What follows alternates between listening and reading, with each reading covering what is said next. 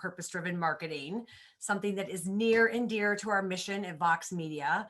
We have a practice at Vox Media that is rooted in helping brands tell their stories of good works. It's called Vox IQ, where the I stands for impact and the Q for quotient. It's dedicated to harnessing the power of our 13 editorial networks, including Eater, The Cut, New York Mag, The Verge, and more, to drive meaningful impact with our audiences with one universal KPI: progress for the world and for all. It sounds really heady until you understand that there are some brands, including the brand we're going to talk about today, the company we're going to talk about today, Sundial and Shea Moisture, that are literally getting this right. It's part of the DNA of the brand from the start. So I'm thrilled today to talk to you, Chante, about Shea Moisture and the powerful best-in-class marketing that you lead that's always been purpose-driven. And I want to start with the history of Sundial and Shea Moisture, because I think it sets the table for how, as a brand and a company, it's product and purpose as one. Absolutely. So I love the words that our CEO, Kara Sabin, always kind of uses as a rallying cry, that we are a mission with a business. And Shea Moisture has been that mission for 30 years. I think we deliver superior products. We can talk about all the credentials in that space, but what really sets us apart, what really brings meaning to not only the work that I do every day, but to what we do in order to serve our consumers, is our brand purpose, which is to overserve the underserved. We do that both globally in terms of our product sourcing. Shea Moisture partners with women-led co-ops in Northern Ghana to really source all of our shea butter ethically, as well as in the States here, where our focus is unapologetically serving Black women and supporting Black women entrepreneurs. There's so much about, you said the mission and the business are one. Talk a little bit about how the brand was really catapulted into the national stage. I think the relationship with Target is a really interesting way, and just the history of the brand and where it lived in the store. Yeah, absolutely. So I would say one important component of Shea Moisture's early success was really the unmet need in the marketplace. And I would say there's two different portions of that. That's the physical need to have products that service women that have natural hair textures and want to be able to explore and have versatility with those styles. But on the other side, there was a gap in terms of how and where those brands showed up for her. Shea Moisture actually worked with Target to physically move the location of the textured hair care products that sat in the store. So you have to think about the collaboration, the partnership that literally changed the configuration of the stores, and was really a statement, and it validated where those products should sit. That serve Black women. So I think that's really one of the pieces that grew us to the national stage. I will say we are a founder-started business, and Black founded, which is really important. From our original founder, Richelieu Dennis, who started on the streets of Harlem, to where we are today. We are the largest textured hair care brand. And I think at the heart, or at the core, is our community commerce model. And it's a percentage of sales model that directly provides investments to Black women entrepreneurs. And we're really, really mindful to always say it's investments, right? So brands can physically show up and give a monetary donation, and that's wonderful and it's needed, especially when it comes to Black women entrepreneurs. But one element that we want to make sure that we focus on is not purely monetary donations, because if we don't provide access to education, access to additional resources, that's not going to help us really break the cycles of wealth disparity that we know is kind of apparent among our core consumer and who we want to reach and support. So how do you identify, just focusing on the community programs that you have, how do you identify the people on the ground who are going to help you infiltrate those communities and actually make an impact beyond just the monetary impact? Is it larger charities? Like, how do you guys think about that? So we generally like to build our own programs, and we think that that's critically important, that we find what is that unmet need, right? That's the space that we entered in as a brand from a product standpoint, but where do we need to show up for our community? I do think that 2020 was a huge year for us to support our community in a number of different ways.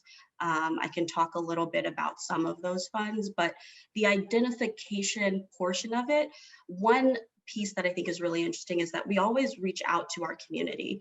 We ask our consumers who should be nominated for any particular fund or any particular program that we're setting up. And it's important that we are not the only kind of stakeholders or decision makers in who is kind of getting access to education, et cetera.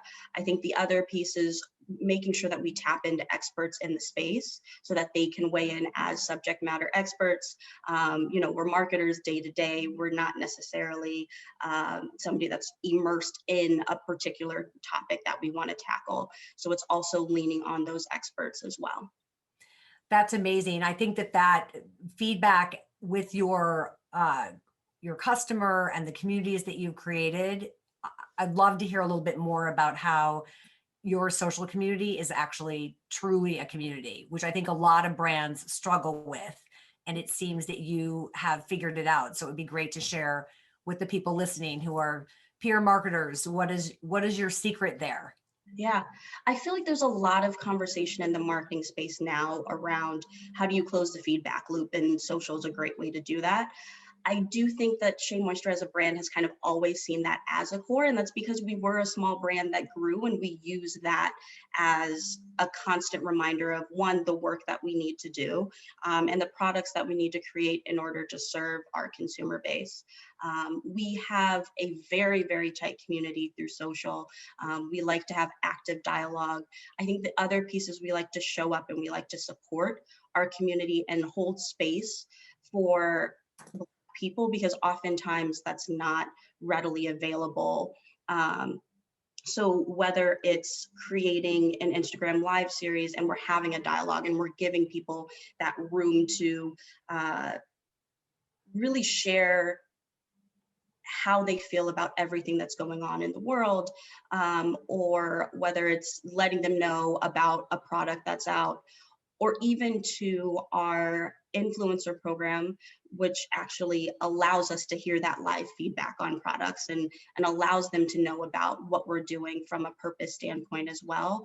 It's important to have those one-to-one connections.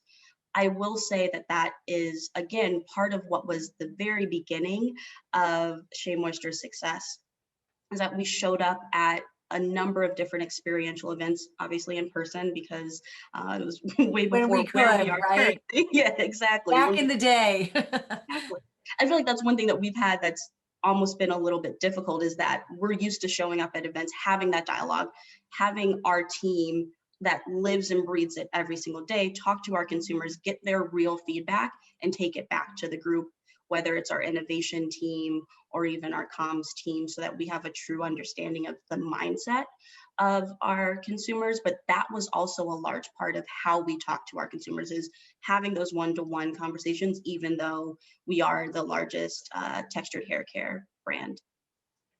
That's amazing. I think last year for so many brands, it was such a pivotal year, and you definitely had some programs that you instituted last year, especially around social justice. I'd love to hear a little bit more about how you responded, sort of staying in this community conversation that we're having.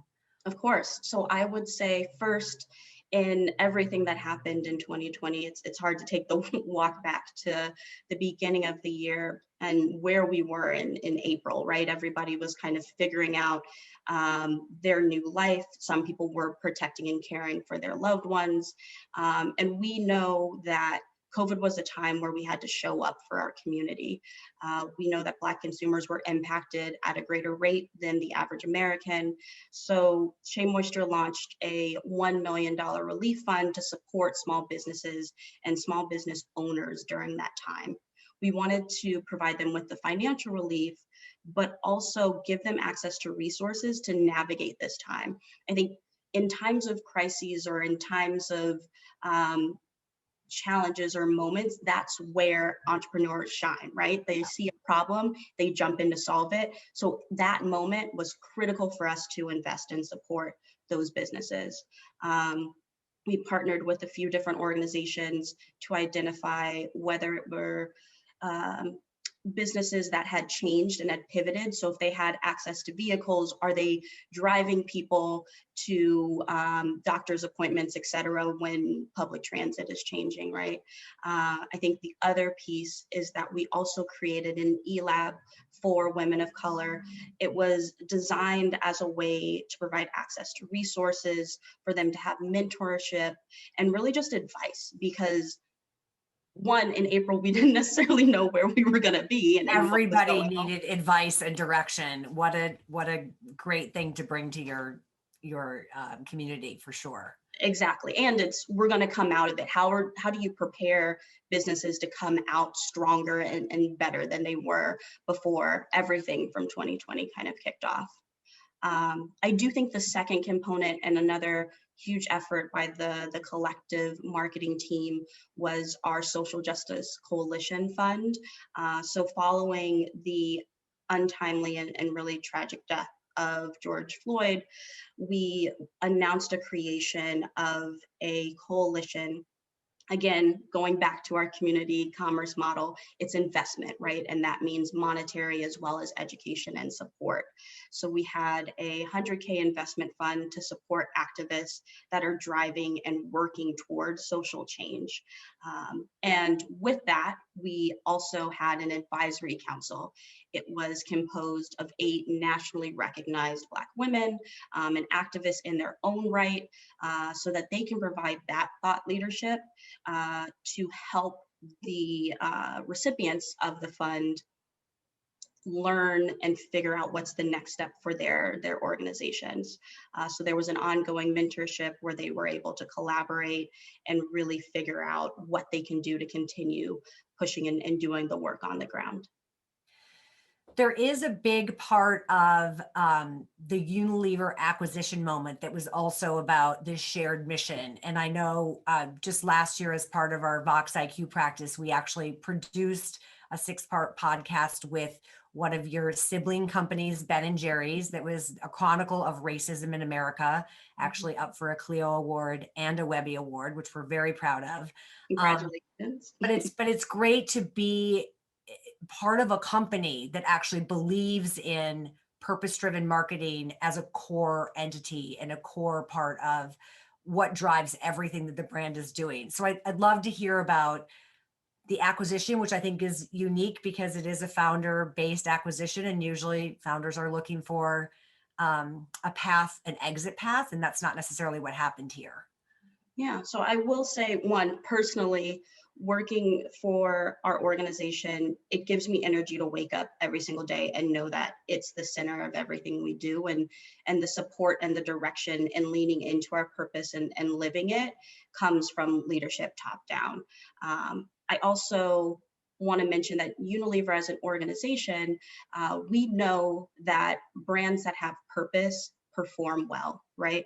We know that that has to be a core element of a brand ethos. Otherwise, we're just distributing product, right? And that, in my understanding, I wasn't at the company at the time, was really one of the sparks for the acquisition process. In that, when Sundial and Unilever joined, one of the biggest pieces was the New Voices Fund and the creation of a $100 million fund that continuously supports Black women entrepreneurs. Again, that's the core brand purpose of Sundial. If we're going to overserve the underserved, we can do that in product. And our innovation team does an amazing job of doing that every day. But how do we help entrepreneurs in the same trajectory that our business went through, right? Again, founder-based brand, very small beginnings, but had a very, very big opportunity because Black women weren't being spoken to about natural hair care in a very dimensionalized way. So I do think that was one of the critical moments of why it made sense in terms of the acquisition. I will say, as a brand, as Sundial today, we have the autonomy to continue to push and expand where our purpose goes, still thinking in the back of our mind what our core is, which is to overserve the underserved. I mean, it's incredible to think of having a company that you joined that believes in all of those initiatives and missions.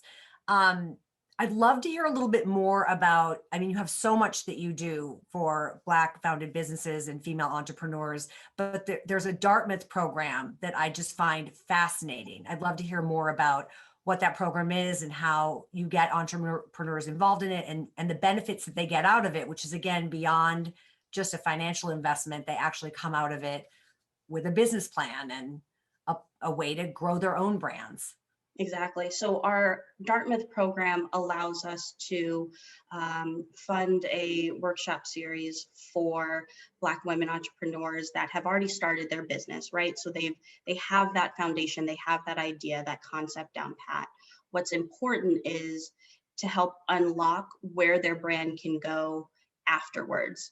Our founder oftentimes credits the Dartmouth program, and I think it's important for us to make sure that we have a focus on providing those educational hours.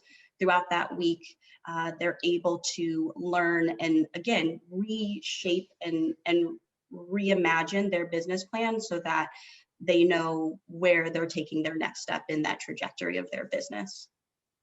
That's just spectacular. Let's shift gears a little bit to talk about the impact on marketing and the decisions that you make about messaging. I'd love to hear about maybe a campaign that you feel is your North Star, that you maybe one time that you really got it right, or one time that you got it the most right, I should say, because you're always getting it right. Yeah, so I would say there's our marketing strategy overall. All of the decisions that we make really take into consideration our consumers and our brand purpose. That is in whether we're talking about external comms, whether we're talking about how we operate and how we move, or internally, what resources are we using in order to get the job done. I will say 2 times that we were able to get it right. The first I mentioned earlier, which was the Break the Walls campaign. How do we advocate and fight for Black women to see themselves within the beauty aisle? And then the other example was a campaign that we actually had last year. It was called It Comes Naturally. It was really a uncompromised collaboration amongst Black voices and Black storytellers. So from beginning to end, I think it was important, and I think gives a little bit of insight in terms of how we operate. I think first is we are a Black-led company currently, and our internal leadership, as well as our agency and production team, was predominantly Black women. I think for me personally, seeing that is something that is oftentimes not the case in marketing, and I think it's especially important on a brand like Shea Moisture that that's what the compilation of everybody coming together looks like. I think the other piece is the actual work itself. So Shea Moisture commissioned 6 Black female artists, including Bisa Butler, who is a world-renowned artist. She's shown at the Art Institute of Chicago, the Smithsonian, as well as really beautiful visual artists like Reina Noriega, who I personally fell in love with as a result of working on this campaign and seeing her work and learning more about her craft. What we wanted to do was create a distinctive campaign that really talked about and brought to life the stories and the legacy of Black women. And I think at a surface level, if you were to see the ad, right, you're going to think this is a very beautiful, visually appealing spot because it's a number of different artists and their work animated to flow through this beautiful story. But even when you take a step back, all of those little elements in terms of who's on the team, who's making those decisions, right? What artists are we working with? How do we actually collaborate with them and have a dialogue and it's not executional? That is what we have as the core of all of our approach to marketing, even if it's not our marketing strategy on a page. Well, I think you had mentioned a fun story you had about Bisa Butler and her experience with the brand. I just having a personal experience, and I watched a lot of those spots, and it is a very beautiful story. And truly, this authentic voice is what is the most important part of it. Um, I'd love to hear just in terms of if you were going to share with this crowd that's watching you right now, what would you say for a brand that really wants to come into this space in an authentic way, where it's not essentially baked into their original mission? How do brands come to the table in a way that isn't going to backfire on them? Yeah, I think the first thing is you have to do the work, right? So you have to lay the foundation and ensure that what you're speaking about is truly ingrained in how you operate, how you move every single day, as well as a true understanding of what your brand purpose is. I think that's critically important. One thing that I do love about the brand is so many people have a personal relationship. As you mentioned, Bisa Butler was excited to work with us as a brand because years ago we had provided her daughter with product and for an after school program, and it was kind of above and beyond what they were kind of expecting. And she had that moment, kind of tucked in the back of her mind. And when we approached Bisa to work together, she kind of revealed that story that we weren't necessarily. That is so fun. So her daughter wrote a letter and a big box arrived. Exactly, right. So and I think it humanizes the brand, right? Those are those moments where they write to this big company, and especially when you're a child, you're like, it feels like a really large organization, and then they write back, right? We have that time to take the moment and say, it makes sense to invest in these Black women when they're girls, when they're trying to figure out their hair, when they're trying to figure out themselves and their identity. Hair care is a huge part of that. But it's a wonderful story, and one that I know is not just a singular version of kind of how we end up hearing about a lot of the work that's done. Well, in the message of beauty, I think just going back to the Target example, moving the product into the beauty space and having that be a part of just the natural part of what's in the beauty department already. I feel like that is definitely something that has made a huge impact on the brand. Let's talk a little bit about the Shea list, because I think it's interesting to look at how you actually showcase and support the people that you bring into and the Black entrepreneurs that you support, how they can get continued support from you beyond just the initial outreach. hmm So I would say, again, in the vein of doing the work, the Shea list was really a powerful visual of the entrepreneurs that we've supported over the course of our company's history, and it was the first time that it was really brought together. So I encourage everybody to visit SheaMoistureFund.com. You can actually physically see the Shea list. You see all of these wonderful women, their organizations that are thriving, and that's something that we're really proud of.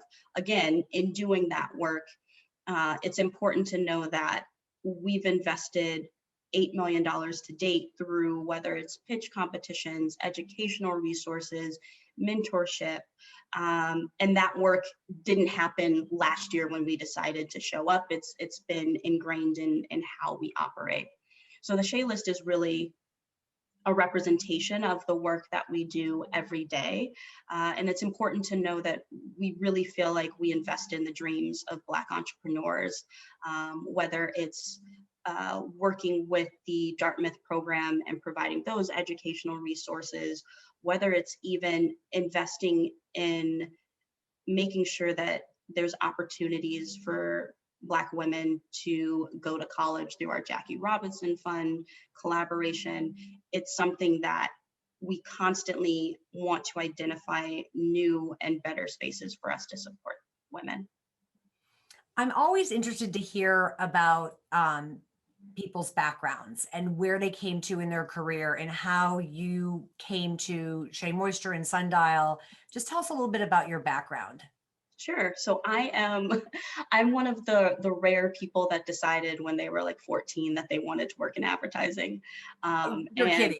That's hilarious. I love that. yeah.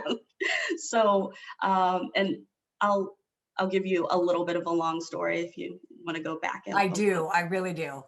yeah. So I would always pick apart commercials, right? So I would be sitting watching TV with my mother and I'd be like, oh, they should have chose this person, or why didn't they have people that looked like me in this ad? Or I think they could have changed the language so that it was this versus that. And my mother was like, that's somebody's job. And I was like, all right, that's what I'm gonna do. So that seed was always planted from a very early age of what I dreamed or envisioned my career to be in business. Um, my route is, I think, typical for most people in the media discipline, in that I graduated and a long part of my career has been focused on agency life. So I've worked at a lot of the very large holding companies. And on a number of different brands, a number of different categories, primarily in beauty and luxury. And one space that I've really felt like was tremendously impactful was when I worked on the Walmart business, and the supervisor that I had at the time was a wonderful mentor, and she was also a Black woman. And that was a space where I felt like, oh, I'm seeing somebody in a leadership position that looks like me and moves in a way that's so authentic. And that was the first time that I've seen that.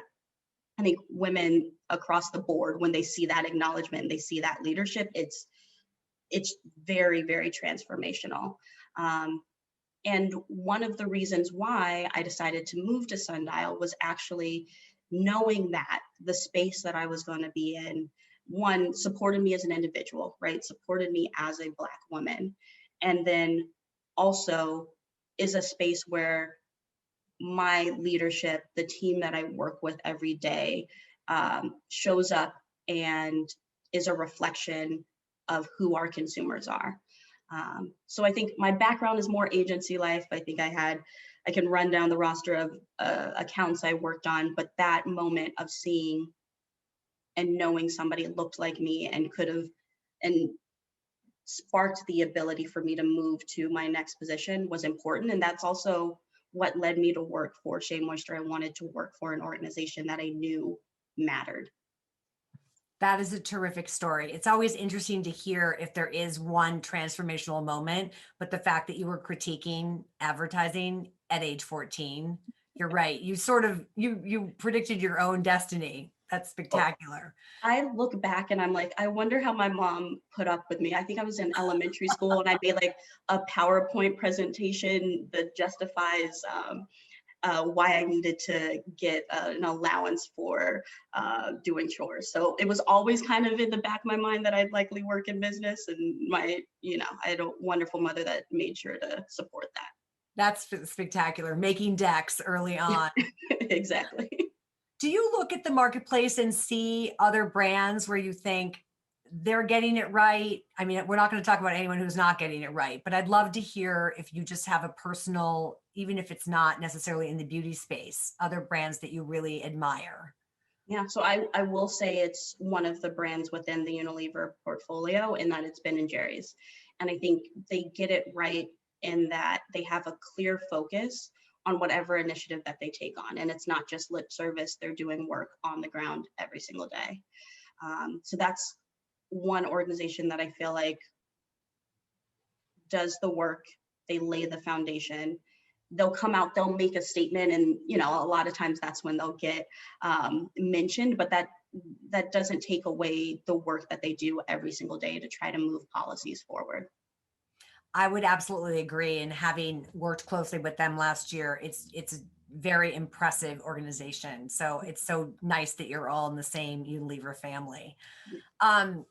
Going back to something you mentioned earlier, I'd love to hear more about influencers. It's something that a lot of brands have had great success with. There's other brands that have had some obstacles, or things don't necessarily go the way that they want. How do you guys identify influencers, and what impact do they have on things like R&D?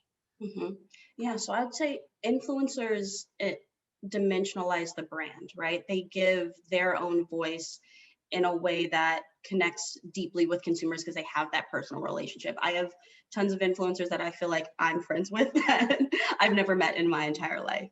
I do think the program that we have is an opportunity for us to have an ongoing dialogue with the average consumer, right? So we work with a variety of different tiers of influencers, but the Shea Ambassadors program in particular really focuses on influencers that are growing their platform. I do, and I would be remiss as a media person to not say that it's important to also evaluate the performance of influencers, right? So there's a side of product gifting and having them share the message, but you do have to work through what is the effectiveness of this strategy, this approach, who we're working with. And I think one piece that is really important that I think a lot of marketers are starting to really learn is that you have to have a very, very crystal clear view of whether it's what purpose initiative you want folks to speak about, whether it's what the product or the product collection focuses on. And you have to be able to turn over the keys a little bit to the influencers because you've given them that vision. They're very, very clear on what's kind of the core elements that they need to dialogue around. And in doing that, I think there's just a huge seismic trend that sometimes takes a little bit of the power away from brands, right? But it has such fertile ground in terms of opportunity to have conversations. You think about spaces like Clubhouse versus more traditional platforms, and the dialogue and the types of conversations that you can have are very different. And I think that's something that consumers have always wanted. And it's going to start to span every single platform. It already has, and it's only going to continue to grow. Since you mentioned measuring performance of influencers, which I do think is not only important, it's simultaneously pretty difficult to measure impact there. One of the things that I think, at least at Vox Media, we're super focused on with any purpose-driven marketing is the measurement piece of it. How do you actually make sure that you have the right story in the right context with the right audience to people who actually have the will and the means to actually take action? And then how do you measure whether they actually took action? So I'm just wondering for you in your marketing, when you look at your messaging and the fact that everything you do is purpose driven, how much does that performance piece play into it? Yeah, so I do think it's critical to evaluate the success, and it's very piecemeal, right? So you have to find the different resources and how you work together. I do think that we have a wonderful partnership with MicMac, who provides kind of the connection point to our retail partners. And originally we were kind of focused purely on paid media in that partnership, but we realized there's also opportunity for us to work with them for our influencer campaigns. So while it's not a decision-making KPI, right, that it's something that we have as a data point to see what are the actual sales that this individual campaign or this individual influencer are driving, right? And that helps us internally know what is effective, what we should continue doing. I think it also helps in the conversations that we have with our retail customers as well. Yeah. I'm wondering, since you mentioned Clubhouse, I'm curious to know if there are other platforms that you see that are emerging that are interesting to you as a marketer. And are you interested in audio? Is that something you're considering?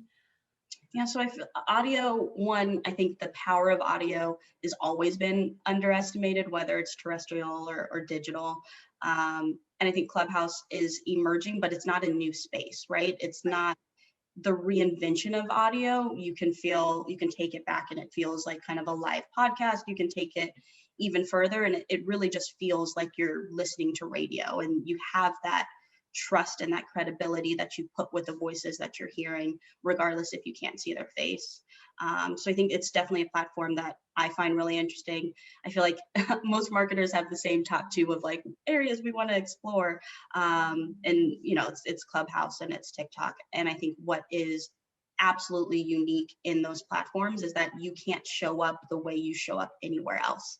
You have to know, what is your strategy? How are you actually communicating the brand ethos for both spaces? Because it's not a, here's a message, absorb it. It's, let's have a conversation, right? So a Clubhouse, how do you, when you're thinking about Clubhouse, it's how do you bring different thought leaders, right? Who are those advocates that you can bring along the way to talk about larger initiatives that you have? And then on TikTok, I think it's knowing your brand ethos and being able to communicate it in a way that is very evergreen and constantly changing just based off of what's kind of trending at the moment. It is definitely a test of authenticity, isn't it? I love what you just said about you have to show up in a way that's completely unique to that platform. Mhm. I do have a couple of questions here because we just have a few minutes left. I'm just checking to see if there's anything. We spent a lot of time on influencer campaigns, but there is a question. How do you balance micro influencer campaigns versus a macro versus micro? When you're looking at identifying influencers, how important is follower count?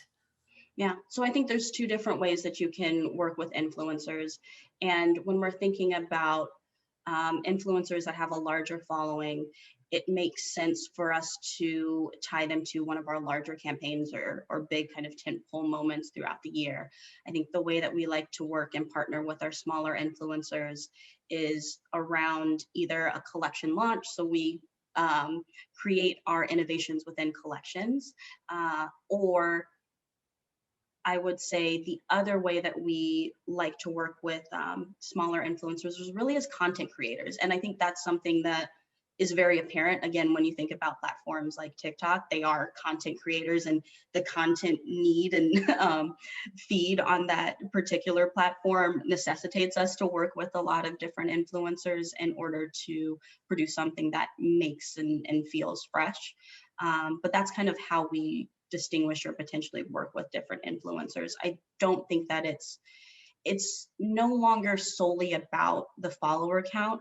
I think if you tie in your influencer strategy to your paid media strategy, a smaller influencer that produces really beautiful or really captivating content has the platform and the stage to reach the consumers that you're trying to connect with. I love to hear that the content rules, because that's the beach that we are on here at Vox Media, is about creating content with our partners. So can you tell us, well, crystal ball, where are we a year from now in your marketing, how do you see the reopening of the company impacting what you're doing with your marketing, or what happens with your communities? Yeah, so I think we will always support our communities, and navigating in 2020 has been one of the biggest challenges. So how do we adapt to a virtual space?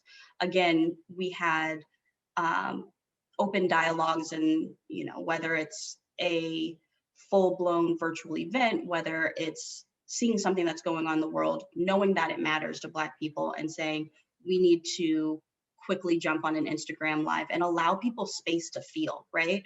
That was something that we've kind of navigated.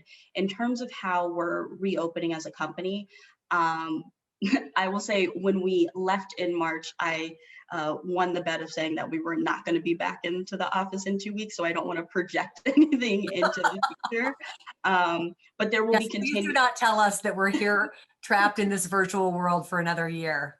I hope so. I don't hope so. I don't hope we're in a virtual world next year, but I don't want to project and try to scenario plan. I think one of the biggest challenges in marketing in general is that we don't act and operate the way we did 10 years ago, right? You have a campaign, you set the campaign live, you wait a couple of months, you figure out the results, and then you rinse and repeat, right? Marketers have to be constantly aware of what is relevant, what's going on in culture. And I think a year from now, if you have that mindset, you're going to have the right direction. I think for our brand, I can't reveal everything, but I do know that the work that we did with It Comes Naturally was just the beginning of making sure that we unapologetically center Black women. So we'll look to continue that in the future.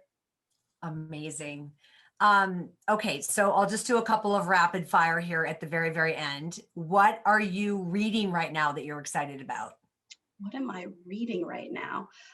So I feel like right now, if I have to be honest, I'm reading a lot of third grade content just because of everything with staying at home. Understood. But it's also it's a good reminder, and the new math and all of that. I'm relearning a lot of different things that I thought that I knew before. Right. You're thinking, I am as smart as a third grader. I just took a test to make sure. Exactly. Yeah. Exactly. What are you watching? What are you streaming that you're obsessed with? Well, one thing, and it's not like it's more a category of things. I've always been fascinated and love how things work or how things are built. So that's typically where I go to for a lot of my streaming content. It's watching how a rescue helicopter is built. Amazing. Okay, I'm gonna have to look that up and see if I can find that content. I'll send you the link. Ariel, I see you there. How are you? Hello, how are you? We Thank are you excellent. so much for such an amazing session and fostering such important and crucial conversations. I cannot thank you both enough. Thank you.